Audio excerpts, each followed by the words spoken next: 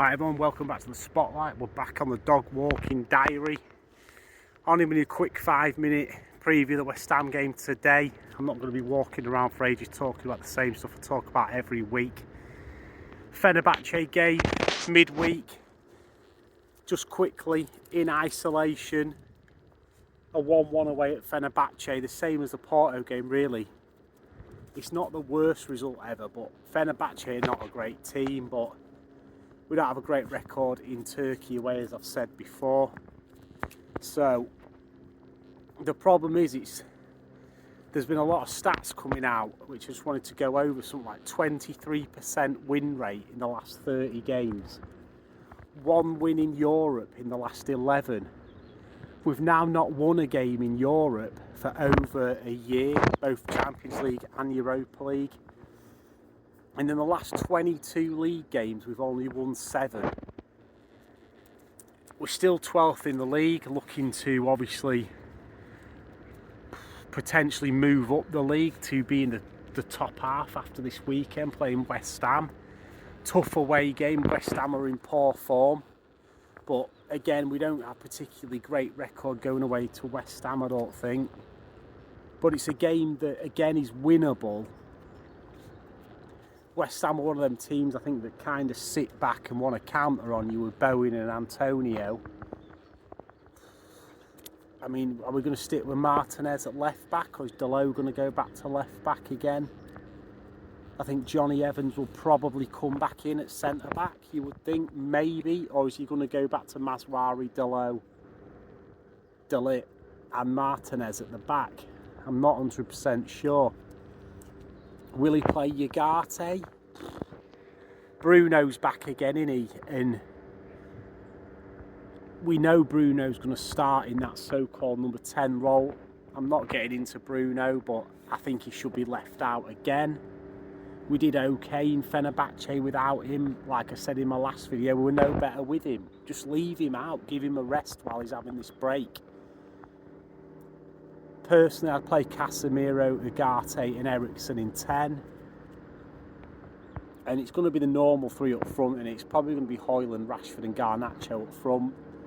What Ahmad's got to do to get minutes after being good pre-season, after being good at the start of the season and creating most of our chances, to be left out the Tottenham and Liverpool game, the 2 big games, and then to now in the last 3 games not even be getting minutes in front of Antony. I don't know what's going on with that, to be honest. We're going to lose Ahmad if Erik ten Hag stays. In my personal opinion, he's going to leave. He did incredibly well at Sunderland. He was a top talent when we bought him from Atalanta, and he's not been given the opportunities. For some reason, Ten Hag don't like him like he didn't like Pellistri. Somebody said to me the other day that really like Garnacho, Ahmad, Antony, they're all fighting for that right hand side, because whatever happens, Ten Hag will play Rashford on one of the wings, which is probably true. We're still favourites FC, now getting on for 3 years on from Ole Gunnar Solskjaer, and we're still playing Bruno and Rashford and the likes and getting the same results.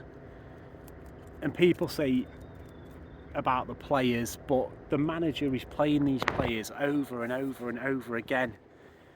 And I'm sure you've all seen his press conference and his chit chat again. He talks he's talking crap again. He's making excuses before the game's even started about injuries. What injuries have we got? Hey Toast, what injuries have we got? Shaw and Mount, they're injured all the time. They have been for ages. He's got no excuse about moaning about a left back. He's spent 600 million quid and he ain't bought a left back. That's his problem. It's not a problem for the fans to be dealing with. And it's almost like he didn't buy a left back, so when it all went wrong this season, he's got that as an excuse. But me personally, I'd be leaving Bruno out. I'd maybe play the same midfield we played against Fenerbahce, and just see what we're like without Bruno for 3 or 4 games in a row. And if we're no better, fine. At least then Bruno's had a decent rest and he's taken out the spotlight for a bit to get a bit of recovery, recuperation, and get back into his rhythm. But what do I think the result will be? I think we're gonna win 2-1. We do seem to be getting the... he seems to have abandoned his gun-ho formation a bit and gone back to a flat back four. We're still conceding goals, and we could have conceded 2 or 3 against Fenerbahce in the first half. Onana again making a quality double save, Agate's incredible block. Without them, again, we're losing the game. We had a few chances in the second half, but nothing as clear cut as them two that they had. And I see it going the same way again.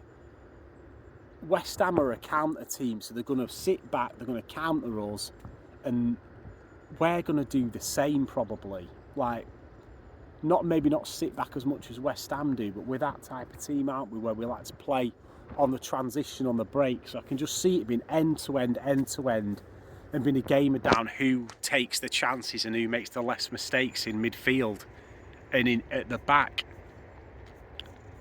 Moyes is on tenterhooks obviously at the minute at West Ham, a bit like Ten Hag. They're both sort of like clinging on to the jobs. So it's one of them. I think it's going to be another game where it'll be a 50-50 and it's two mid-table sides going up against each other again, isn't it? Two teams that on current form and current progress look like you're going to finish anywhere between 6th at best and 15th at worst, and we'll probably finish somewhere in between there, the pair of us, like 8th to 12th, both teams on current form. My opinion is, as you all know, Ten Hag takes no responsibility for any loss, for anything that goes wrong at the club. He blame shifts like I've never seen a manager blame shift before. He's making excuses about injuries before we've kicked a ball against West Ham. We know he's going to put his favourites back in the team. It's all the same old predictable crap by Erik Ten Hag. And when we draw this game, if we do draw it, he'll be coming out and saying how great a result it is. And if we lose it, he'll have reasons that are not his why we lost this game. And if we win it, he'll start rattling on like we've just beaten Man City in the Champions League final. The guy has lost the plot. He's egotistical. He's delusional. The way he speaks in his press conferences and after game reports, he's lost the plot. It's like it's like he doesn't understand that he's managing Man United. It's like he's managing Everton or something, and a 0-0 draw with Palace is not a bad result, and being 21st in the Europa League, because we've had a couple of draws away in the Europa League, he's like Barcelona winning the Champions League. You know, he doesn't seem to get where we should be. It's like he thinks that our mediocrity at the minute is good enough. And there's a lot of fans out there who say give him time. I've put some stats there earlier in the video to say why he doesn't need any more time. The results are not there. If we'd have progressed year on year, I'd say give him more time. We're regressing. People have mentioned it before, going about Arteta. Arteta finished 8th a couple of times, and then look where he's gone, 5th, 2nd, challenging for the title.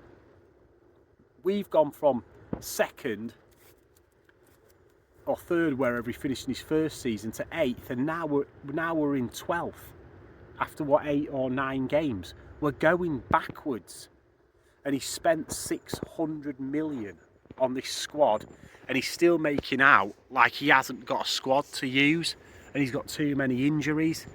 I'm afraid Ten Hag has had it. He's clinging on to his job. He knows it. We all know it. I'll show you a bit of scenery. I'm stood on a massive rock.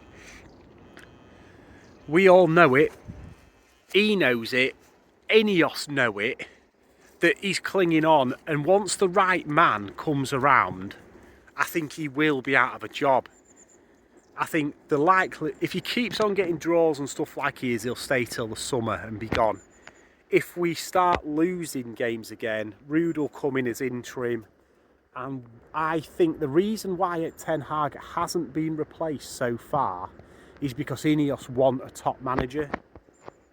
So they will be out there looking for the best. And I think that's why we're linked with Xavi, Zidane, and people like that.